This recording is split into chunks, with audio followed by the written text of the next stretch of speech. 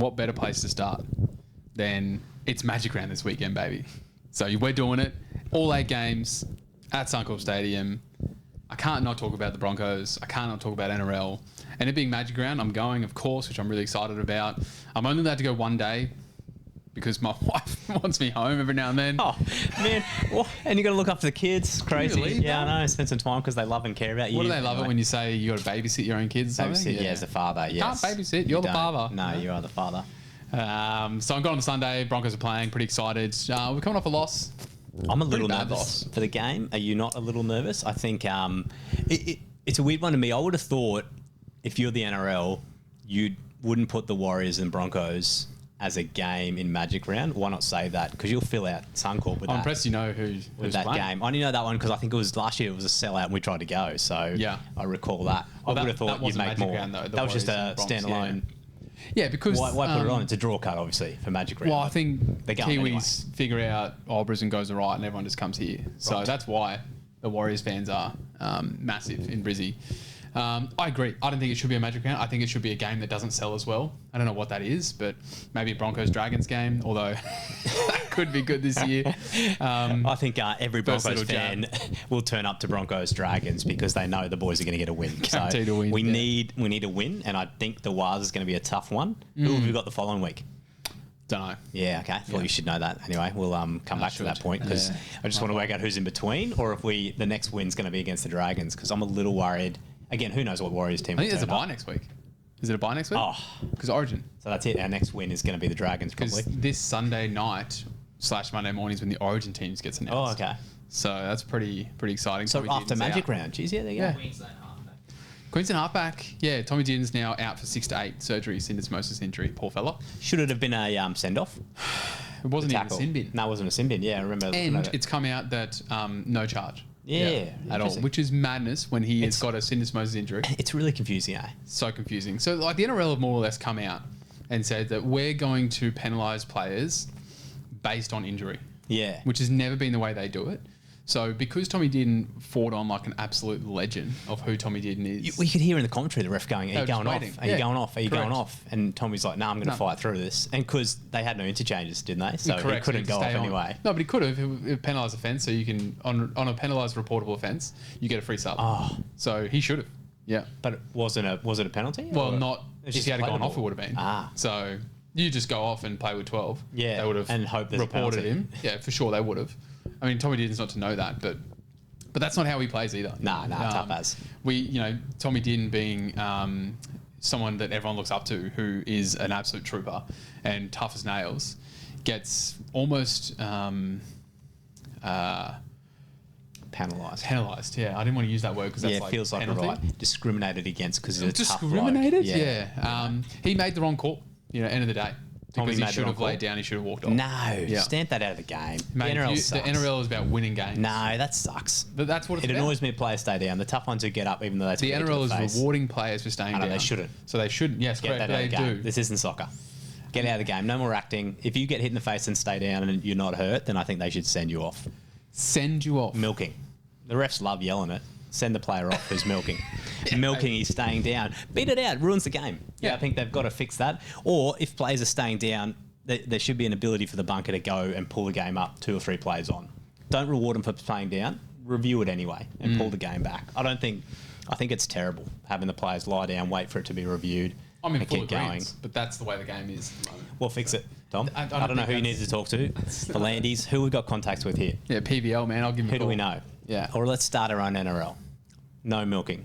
And just see, we've got no funding, no ability to do it. Yeah. I think they should stamp it out. It's really sad. I think it's a softer part for the game. Yeah. Get rid of it. Yeah, I think, all well and good to say. Super challenging to do. Oh, that's it. I've got no way how to do it. But I thought that was a pretty good idea. Let the play go on and have someone who reviews the plays They backwards. did that a little and then bit. pull And it back everyone 2 got or 3 annoyed plays. because it was 2 or 3 plays in advance. They're like, you're slowing down the game by reviewing it all. So I don't think that's the answer. Well, then we'll just keep going with the soft.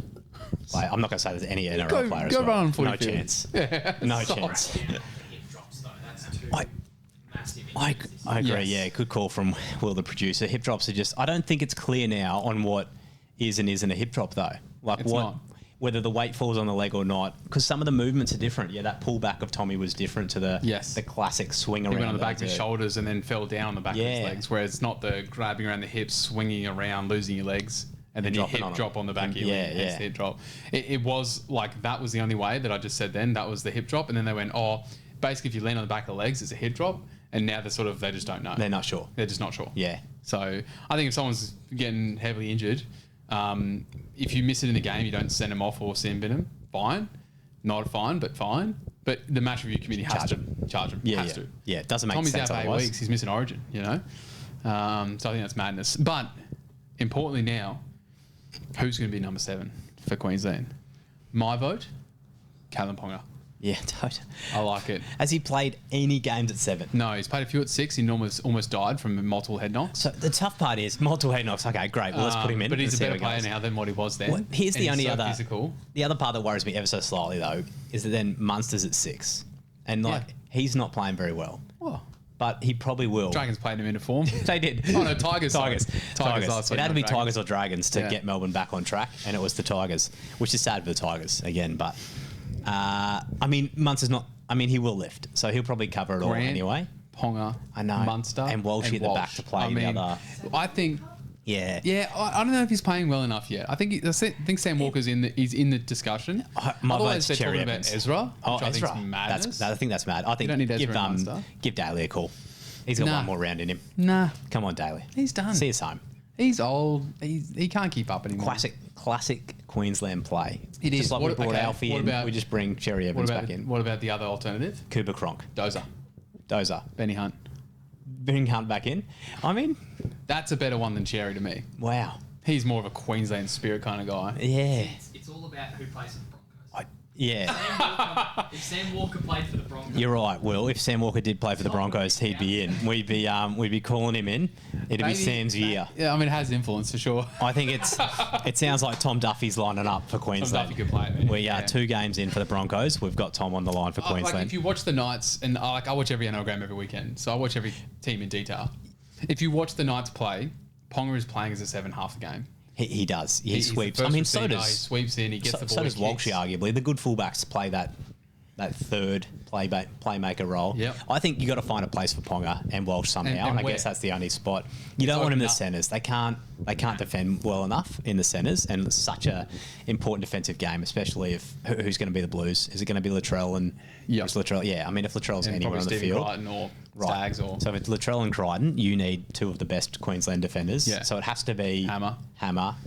who's you're surely not calling anyone in from the Dragons to play. No, Val's out. Surely man. Val's I think out. you do Robert Toya. he Robert didn't Toya. let us down. Yeah, true. He Last year. defends well. He defends well. I don't know. I think it's like if you're sitting as a New South Wales fan or player, are you more scared of Sam Walker or Ponga lining up as a 7? And I think that's your answer. Yeah. Like, I think get the best 17 boys or 13 lads on the park and let them play. And work it out.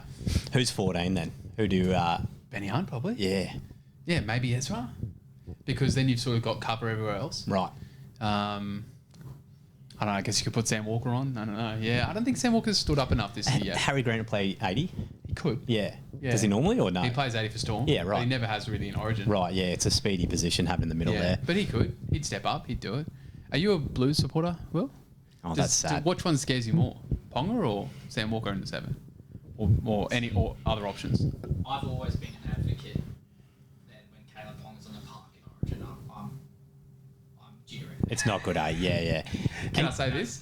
Is your sphincter clenched? Yeah. No, you can't. Ponga is on the- Can you?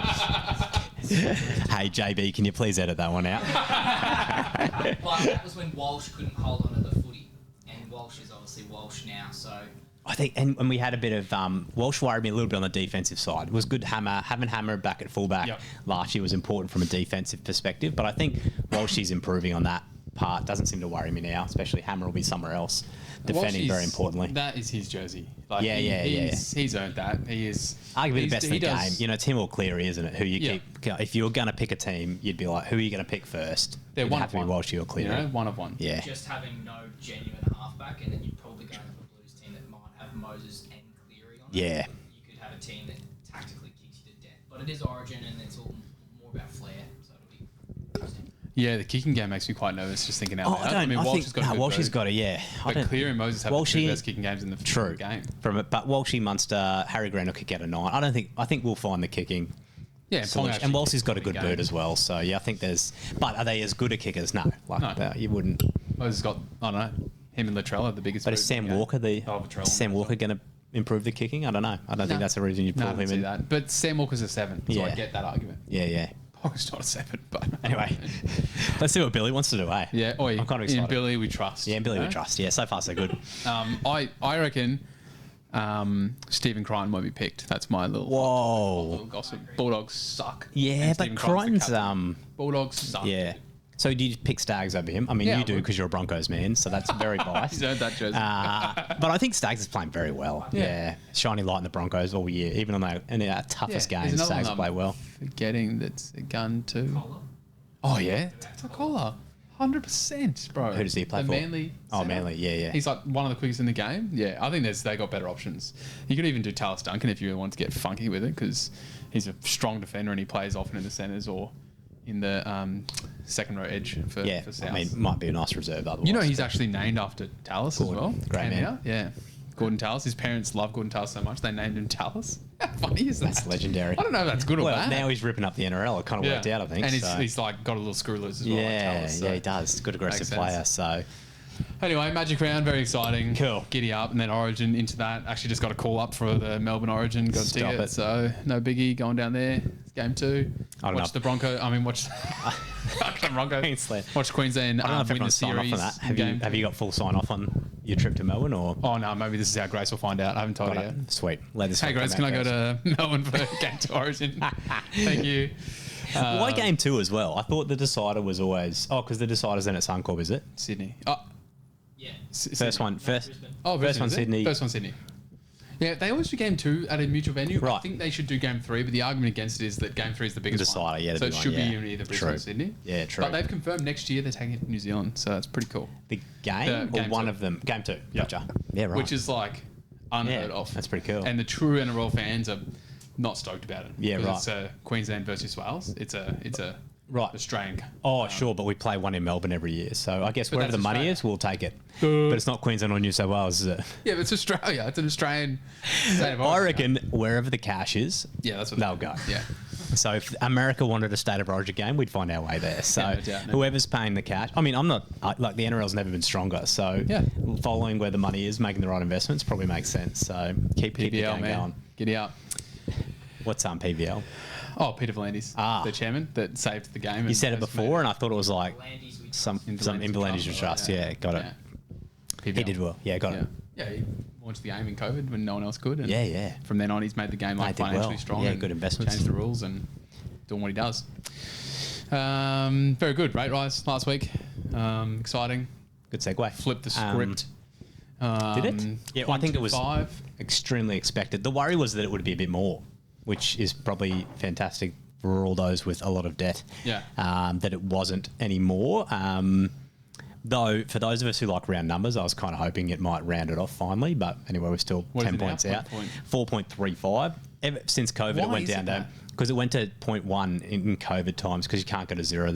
It'll take me longer than this podcast to explain that concept of negative interest rates, but we could get there. But it had to go to 0.1 so that we still had positive interest rates rather than 0, and they've then just increased it by 0.25 Can or they 0.5. round it off? Can they- could round it off for people like me who need it rounded off, 0.15? but they haven't at It'd this be stage. so good, wouldn't it? Like 4.25, 0.15 increase. 4.5? Oh my Yeah, God. so now it's 4.35 again. So it looks like we're not going for any rounded numbers anytime soon. So No. it would be good to get back to the quarters, but anyway, we'll just put up with it. But And we're not going to get into it, but a negative interest rate means if you've got money in the bank, you're paying for that money in the bank. So You're getting charged a negative interest rate.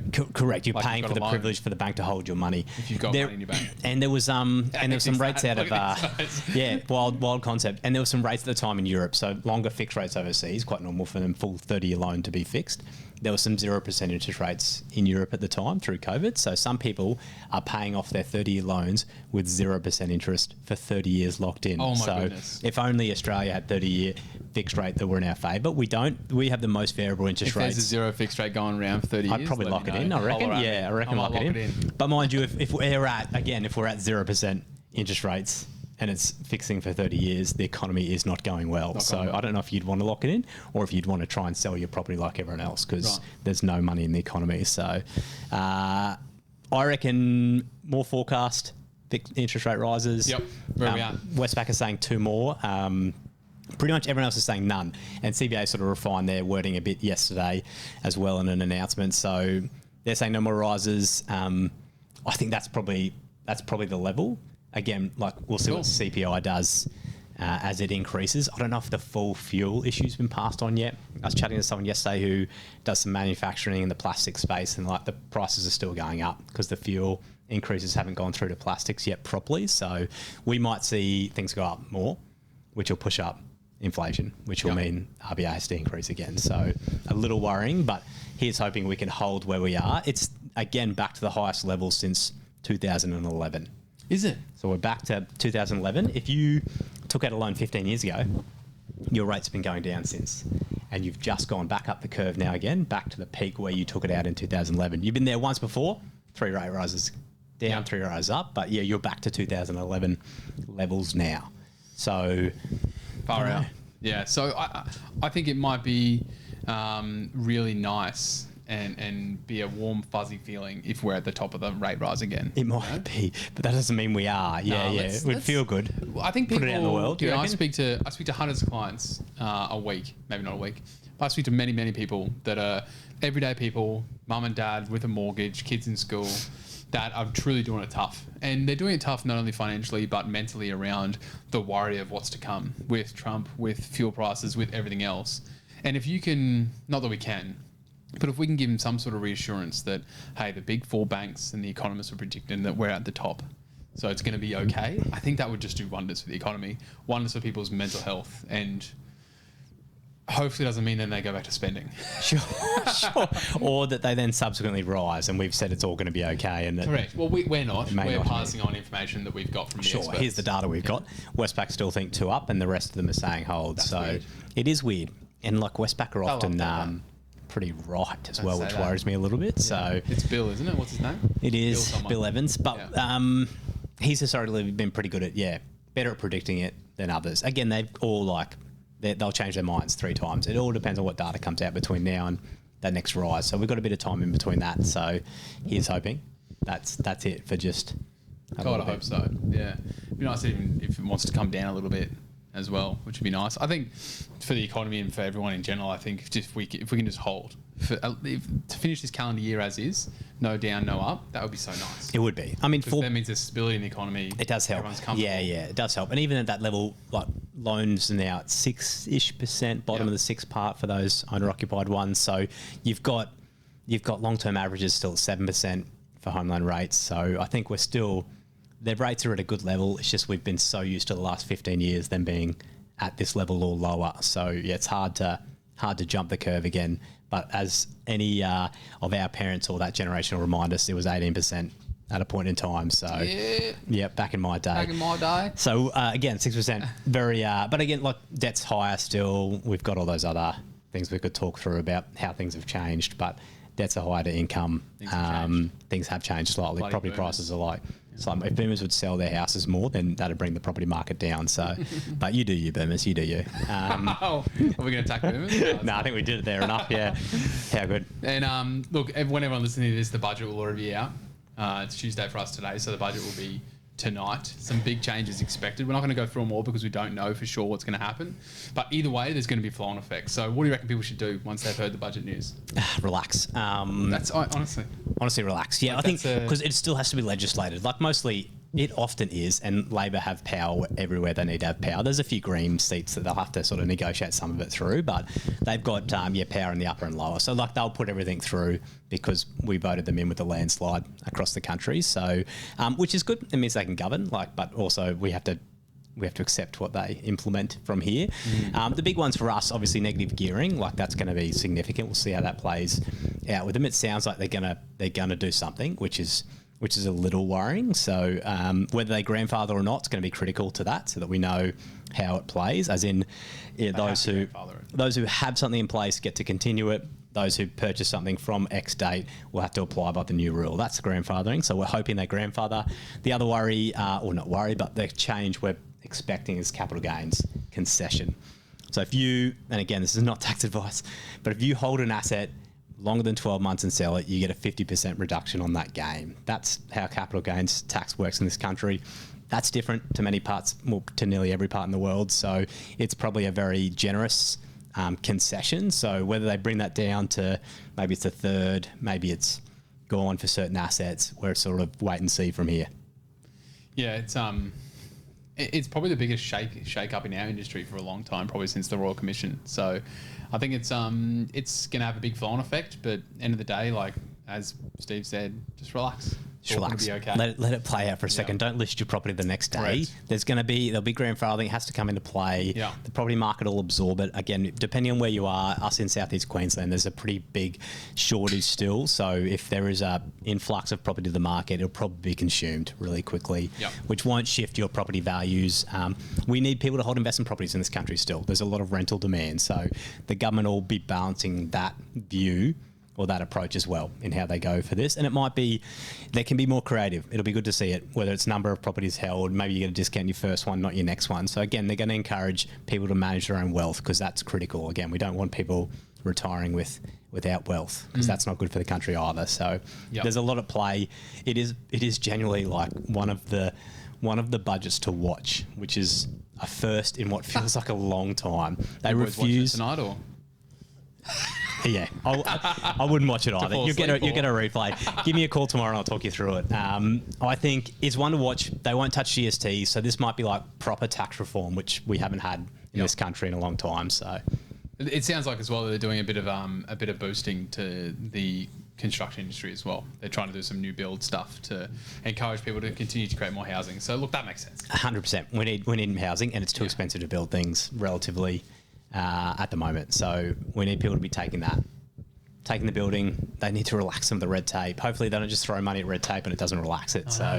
We've got, again, detail will be there. I think it's a good one. Yeah, we'll know. We'll talk about more on the next time we come together here to say what the impact's been because that'll work nicely for how it started to flow we'll be through. 2 weeks or 4 weeks in to the new budget. So we'll be able to see some flow-on effects, which would be good. Look, just to round out, mate, you got a big run coming up. I do. Are you ready for it? What are we today? About, nearly no, it just got slightly extended. They delayed it a week. A month and a week to the day. So, 100 miles on the cards. Been doing quite a bit of training, not as much as I'd like because I've got like a life to manage in between, running as often as I can. And work's busy, family's busy, but anyway, we balance all of those. I just spoke to one of my pacers who didn't know it was on, so thank goodness I've just told him that it's on. So I don't have a massive crew this year, not the same as I've had most years. So, but I'm pretty pumped for it. What's a pacer do? They run with me for a bit, yeah. So it's a full 100 miles. So this one's pretty good. We're at the Brisbane Valley Rail Trail, so it'll start. No idea. North of Moore. I can't even. I think Moore was one of the first ones I run through, so I should have known where it starts. Anyway, I do know where it is on a map. Yeah. And it'll finish at Ipswich Grammar School. So full 160, 6 a.m. start on Saturday, the 20th of June, and then we'll finish. If I finish at 6 a.m. the next day, you won't believe it. So it's probably going to be like lunchtime Sunday that I'll finish. So running through the night. So I think I've got my night pacer signed up, which is critical because you kind of get pretty delirious through that period. Delusional. And it's like your head's pretty loud. So you need someone to like talk you out of stopping at any time. So the night one's critical. I've got you signed up for Pro-Sun Day pacing. The older brother's going to be out there as well. So I'm pretty excited. So a pacer, to answer your question, runs with you for a period of time. So there's like, this one's pretty good because you can actually join as a pacer pretty close to the 100K mark. So first 60 you run by yourself and then the pacer can join sort of 100 on. I'll have a couple of you because... As in for the 100 remaining. For the 100 remaining kilometres. You can then join, a pacer can join. A pacer can join. So you've got to start yourself, which makes sense. And then you can have a pacer from there onwards. And again, you want more at the back end because, it's lonely and loud and hard. So if you have someone there talking to you, it's surprising how much that takes away your mind from the pain, the horrific pain you're in. Figure out where you're going to. It is, yeah. This one's probably pretty good because it's like it's a relatively straight through track. But even at the night, you don't want to take a wrong turn. Yeah. And then backtrack. And your like eating full meals or? I'll eat some meals. Yeah. 30 hours of running. 30 hours of running. Explain to people that don't run for 30 hours how you consume food. Honestly, you consume as much as your stomach will handle. So, like training, I train to try and consume more food. So, a weird concept to try and do. So, on long runs now, I'll have like a liquid calories. So, that'll have like 200 calories in it at any time, and I'll try and have that every 1.5 to 2 hours. I'll try and consume that. I'll have gels, quite a bit of gels. I find the stomach's pretty good on liquid, especially early, but you do get to a point where you're hungry, like your stomach needs something in it. So I've got lots of bars, but I'll have like sandwiches, bucket loads of sandwiches, weird treats, hot chips, Coke. Pizza, Coke, That's all the sound food weird to that non-runners. people think runners wouldn't want to consume. Yeah. It is about calories in. Whatever your body can tolerate and you're used to, you consume as you go. There is no amount. My stomach could not handle the amount of calories I need to sustain what I'm doing. So it's like whatever can go in to help you continue, that's the goal. So What would you burn in 24 hours? a lot more than what I can consume. 10,000? I knew you'd ask that question. Yeah. More, I reckon. Yeah. An absurd amount. Which you can't Because you're not physically moving. can't consume. I can't. I wonder if you can train yourself to consume it. Yeah, there's a few guys I follow who consume absurdly high levels of calories Which because allows them to go longer and stronger. for sure they've trained their stomachs to tolerate really high carbohydrate intakes. So it's trainable. So train your legs. You can train your legs and you can train your gut. It's You so can train your weird. gut because you get, and you've got to do them in liquid form. Like you can't eat that much because the digestive, if you're digesting something, that's precious energy and like blood flow that could be used to your muscles to help them continue and heal. So you've got to balance where it is. And like your body naturally, when you're in fight or flight and you're going, will turn off digestions first thing that goes. So your body's like, oh no, we need fuel. It's like, oh no, we need to survive. So it stops digestion early. So you do have to train yourself to continue to digest as you go. So weird. Yeah. So Stop and eat.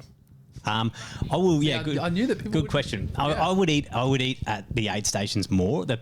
The main food, but I'll take some with me as well. Depends on how I'm like. every 10 to 20 Ks, there's usually some sort of stop Or aid where station. you Yeah. can fill up your water bottles. Yeah. Chow down some food, maybe see your crew and get some more food from your crew, and then you're off again. So I'll try and consume something at the aid stations, and it's a good reminder for the crew to be like, make sure I eat something, because like you get to points where you don't want anything, and that's you're going downhill if you stop eating, because you need to keep eating or you need to keep consuming something. So I'll have stints where I'm better. Like the last 100 I did at Noosa, I consumed like really well, but there was probably like a 10K period there where I just couldn't settle my stomach, which I know is going to happen in every race. Is like there'll be a period where I can't have anything else. It's like too much. I just need water. I got to slow down the stomach, and that for me that came 60 to 70K at Noosa, but it came back, and I knew it would come back eventually. And then so I rested. I rest my digestion for a bit, and I'll run. But I know I'm going to run out of energy, so it's like the quicker I can turn it back on, the better. And you're just weird. low. Yeah. So like if you wake up one morning you haven't slept really well, or you've like done a lot of work the day before and you haven't slept well and you're like really fatigued, that's what you're going to feel like. So you know that feeling hits you, and the only way to fix it is to Emotionally consume. low too. You're very emotionally low. Like if you I watch did some my good, 100, I can't remember how many times I cried. yeah, you would have cried. Yeah, It's crazy. and it will, and it messes with you. Like, and you can't convince yourself sometimes to take another step. You're like, I can't believe I'm doing this, or I could stop at any time. No one's making me do this. I paid to this. Why am I still going? crazy. And the talk in your head is like, and it's a loop. And you're like, this is dumb. You're an idiot. Why are you out here? Yeah. And then all of a Something that hits sudden, me in it as well, which you- maybe don't need to hit you. you have like some sugar. It's just sugar, and it's like, or you see a face of someone on your crew, and it's like the world has lifted around you. The highs and lows are so real, and I think like that's one of the reasons you do it, is to get through the low, and the highs are so high. But I think also it's like because you know you want to prove to yourself you're made of iron. I think there's a point in there where you're like, I can. Oh, I nearly swore in our podcast the first do time. it. Yeah, you're like, I can do this. I can do brother, this. let's do it. Gonna talk about running and he comes out. Eh? Nah, no. Again, like if you train it, you won't get stitches from eating. Yeah, it's not. Your body definitely directs. You can feel when it's like He might you've had consume too like much, a full can of Coke, 3 sandwiches, and then start running. and I'll start running. Yeah, and again, because you're not sprinting, just- like your body's a bit better at. If you're going full tilt, you're gonna vomit because you really need all that energy. But if you're genuinely like slow running, you'll be used to that feeling of running heavy. What is the splits that you aim? Yeah, man, good question. I think earlier on it's somewhere between 6 minutes and 6:30, but it'll probably go out to 7 odd as I'm going through, and it depends hugely on the terrain. But it's a lot slower than what I could run a marathon or other speed at, because again, you're trying to do very long distances and hold form and consume It's liquid. cool, And yeah. It's a world that not many people know. The ultra running world is so unique because there's not many crazy psychos out there that do it. But then you go to these ultra running events and there's a lot of people there. You're like, you're all like Yeah. me. We're all weird together. you've all got screw looses, and also like you're not the best. There's some phenomenal people around who can run these distances very fast and very long times. So the one I'm doing now, I pulled out at 22 hours in, or no, even less, 20 hours in. Something like that last year. And the guy who won it did it in like 11 hours. And there was 2 of them These racing. splits must be like 5. Absurd. Like, And so there was 2 of them racing. Apparently they changed leads over and over. And there was just 2 guys just racing this whole day insane. and tracking each other.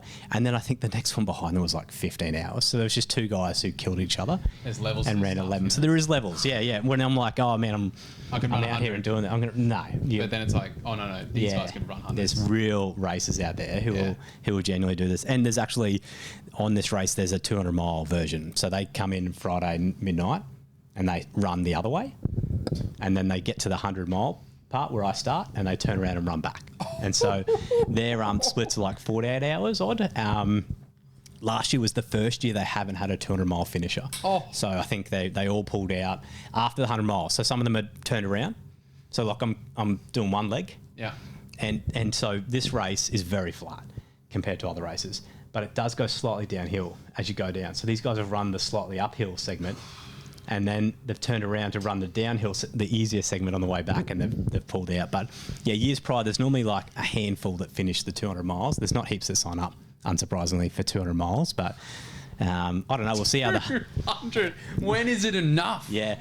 Well, When is it enough? I follow a few online, and they're just getting bigger and bigger. Like Moab 240 is like really popular, so 240 miles. Cocodona 250 was just on a week or 2 ago, so they're 250 miles. So these guys are going like 3 or 4 days, maybe longer, 5 days to turn around. You're doing permanent damage to something on those races. So one of them I follow, he's got good online. He says like how his feet blow up and he can't talk and his mouth they can't consume, and they just have dirt naps all the time because you're so exhausted through it. You just sleep on a dot. So you set an alarm and it's like 10 or 20 minutes. It's just that like refresh click. Oh yeah, if you you've been feel great after you a don't. 20-minute dirt nap. But it stops the hallucinations. So because your mind gets so fatigued, it hallucinates. So they literally lay down the dirt, set a timer. What happened to And wake marathons, up. man? You know? I don't know. Bring me Man. back, baby. I think people once you finish a marathon or you do a few of them, you're like, that was good, but I think I had more. No, I've never said that after a marathon. Yeah. But I've decided to go more anyway. So yeah. Love it, man. Earphones at all? Yeah, I'll listen to a bit of music. I try not to at first. Yeah, definitely like the first 20 odd, I'll go without music. Then I'll put it on and off. Yeah, the music. So I try and go segments without their music, but I'll use it where I need to. But otherwise, if it's an event that has paces, I'll have paces through it. The Noosa one, my phone was running out of battery, so I had no music for the last 30 Ks, which I was pretty keen to have, and I didn't set up I normally have a battery back, and I just didn't back it. So my fault, but I got to run the last 30 just in my own head, which was fun.